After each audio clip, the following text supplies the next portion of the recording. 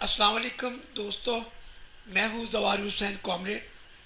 میں سب سے پہلے آپ سے معذرت خواہ ہوں کہ آج کا جو ولاگ ہے اس میں میری آواز کی کوالٹی پہلے کی طرح نہیں ہوگی۔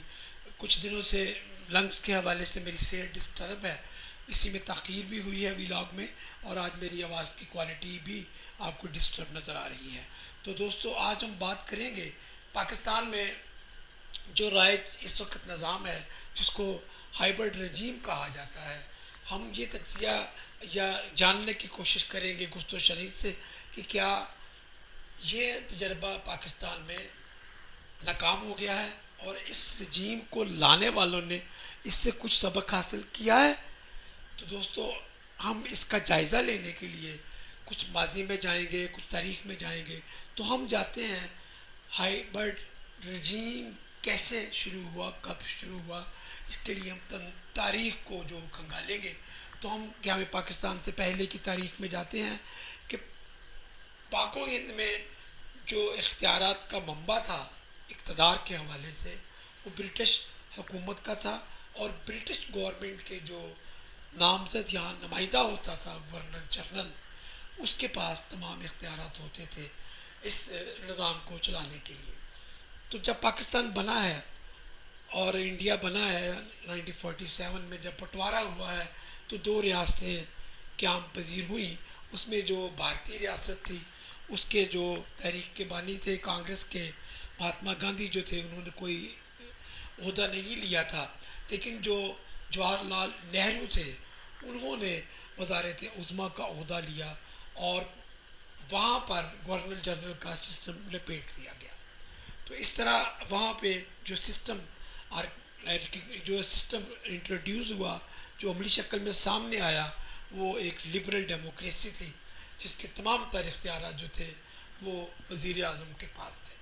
ہمارے ملک میں بانی پاکستان قائد اعظم محمد علی جناح نے جو نظام جس کا چناؤ کیا، وہ طاقت کا منبع جو تھا وہ گورنر جنرل، وہی جو برٹش گورنمنٹ کے تھے، اسی نظام کو چلاتے ہوئے انہوں نے خود گورنر جنرل کا عہدہ اپنے لیے منتخب کیا، اور پرائم منسٹر جو تھے وہ نوابزادہ لیاقت علی خان منتخب ہوئے تھے۔ تو وہ اقتدار جو تھا وہ ایک طرح سے وجود میں آیا۔ اس میں وہ طاقت کا منبع بجائے پارلیمنٹ بننے کے، آئین کی بالادستی ہونے کے، تو یہ قائد بانی پاکستان قائد اعظم محمد علی جناح کی ایک حکمت عملی نہ جانے کیا تھی، اس کو تاریخ کے طالب علم بہتر فیصلہ کر سکتے ہیں۔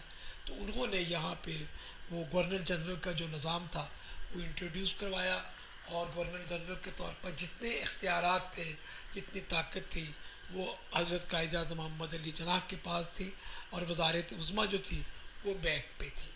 اس طرح جو سینئر پارٹنر تھا اقتدار میں، وہ گورنر جنرل تھے، ان کی طاقت تھی، اور جو جونیئر پارٹنر تھے وہ پرائم منسٹر تھے اور سویلین ادارے تھے۔ قائد اعظم کے بعد گورنر جنرل کے عہدے اسکندر مرزا تک چلتے رہے ہیں، اس کی تاریخ ہے پوری، کبھی پھر اس پہ پروگرام ولاگ کریں گے۔ لیکن محمد علی جناح کی وفات کے بعد پاکستان میں لیاقت علی خان، نوابزادہ لیاقت علی خان جو تھے، وہ وزیر اعظم کا عہدہ انہوں نے مضبوط کیا، اور اختیارات کا منبع جو تھا وہ وزارت عظمیٰ کو بنایا۔ جب ان کا انتقال ہوا لیاقت علی خان کا، تو ایک خلا پیدا ہوا۔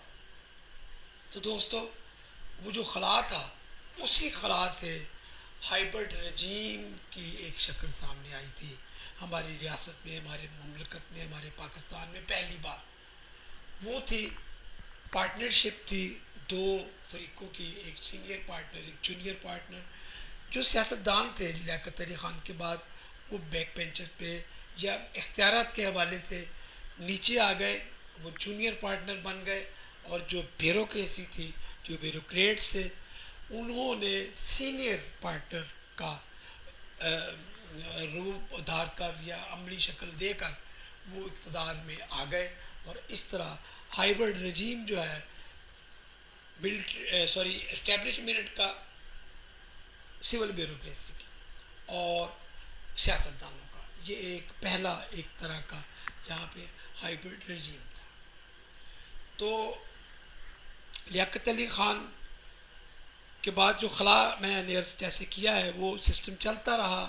اس میں جو بیوروکریسی تھی وہ فیصلے کرتی تھی. ایون کہ بیوروکریسی اس حد تک با اختیار ہوئی کہ وزارت عظمیٰ کے عہدے بھی اور اسی طرح جو بھی ان کا دل چاہتا تھا وہ عہدے بانٹ لیتے تھے. تو اسی دوران میں جو عہدہ آرمی تھی وہ 58 میں فرنٹ پہ آ گئی ایوب خان کے مارشاء اللہ کی صورت میں, اور وہ سینئر پارٹنر رجیم کا بن گئی. اور اس میں جو سینئر جونیئر پارٹنر سب ختم کر کے اقتدار کا جو منبع تھا وہ آرمی کو بنا دیا گیا.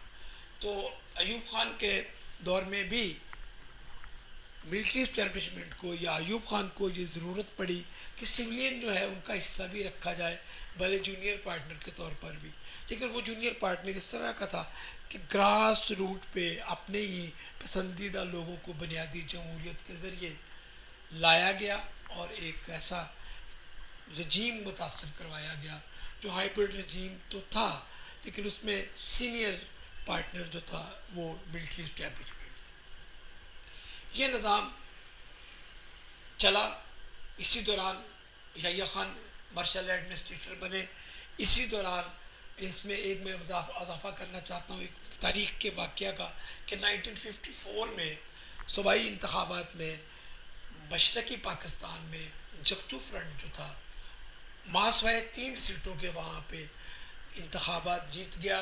لیکن ہماری جو اقتدار میں سینئر پارٹنر تھے, جو اقتدار کا منبع تھی اسٹیبلشمنٹ, ملٹری اسٹیبلشمنٹ اور سول بیوروکریسی جو تھی اسٹیبلشمنٹ, انہوں نے ان کو اقتدار نہیں دیا بلکہ ان کے منتخب نمائندوں کو ڈسمس کر دیا.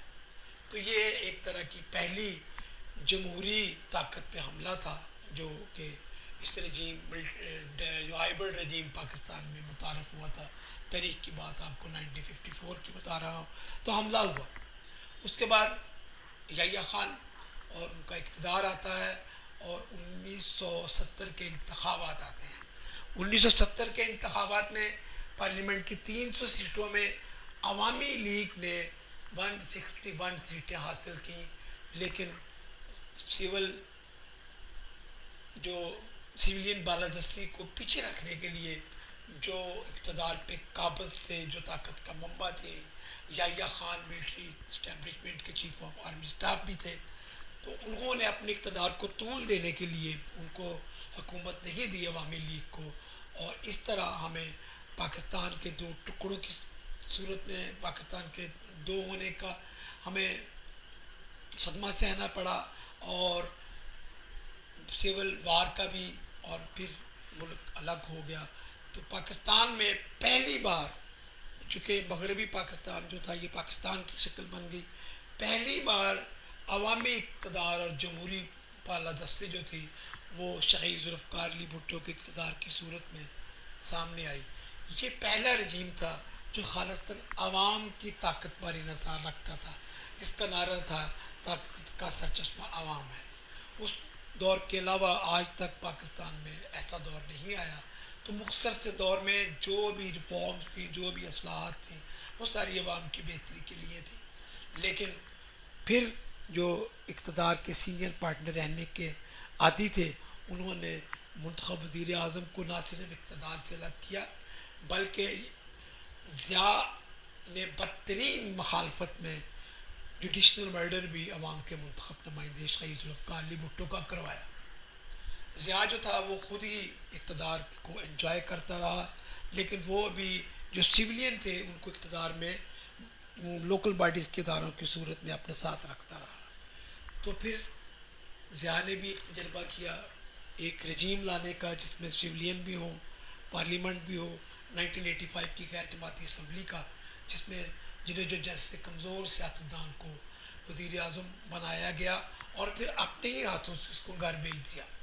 وہ نظام بھی, اس کو بھی آپ ہائیبرڈ رجیم کہہ سکتے ہیں, لیکن وہ جو اقتدار کے سینئر پارٹنر تھے ان کو پسند نہیں آیا.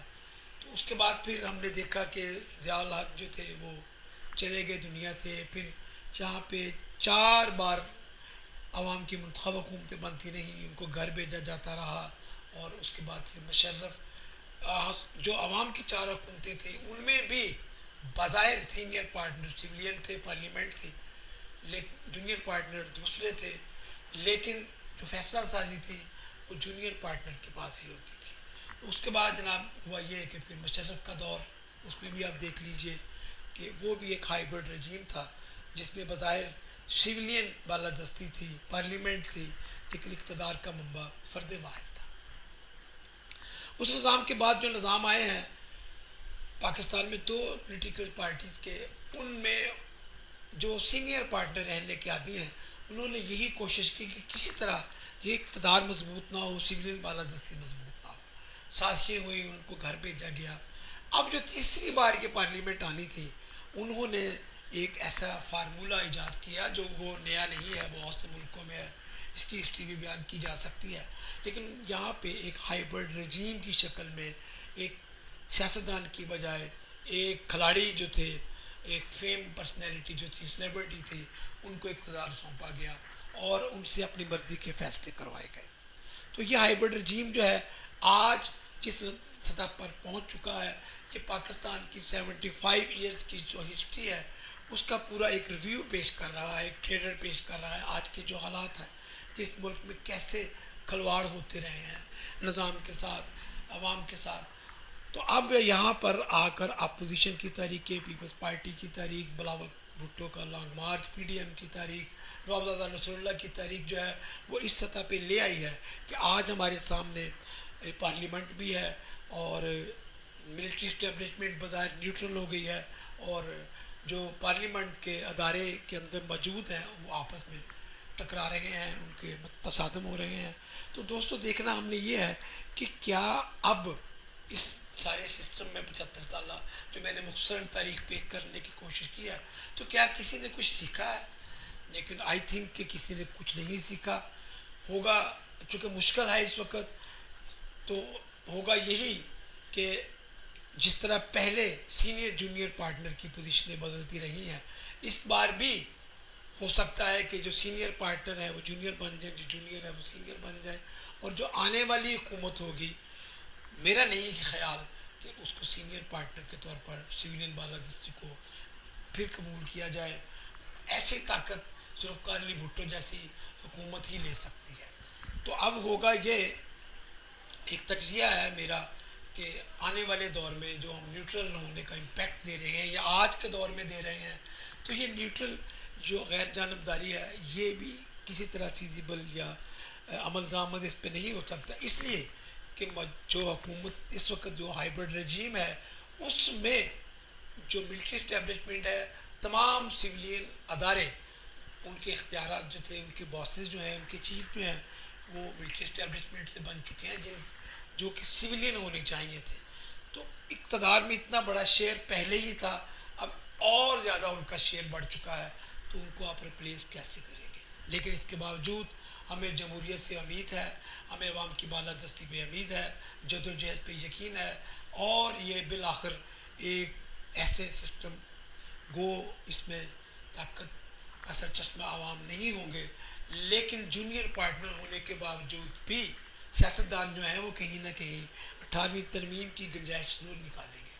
تو ہمیں اچھائی کی امید ہے، عوام کی طاقت کی بالادستی کی امید ہے۔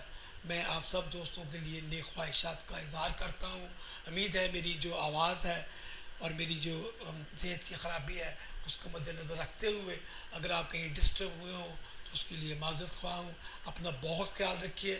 جمہوریت کی بالادستی کے لیے، سیاسی جماعتوں کی بالادستی کے لیے ہم سب کو اپنا رول ادا کرنا ہے، کیونکہ جمہوریت کی بالادستی ہی ریاست کو مضبوط کرے گی۔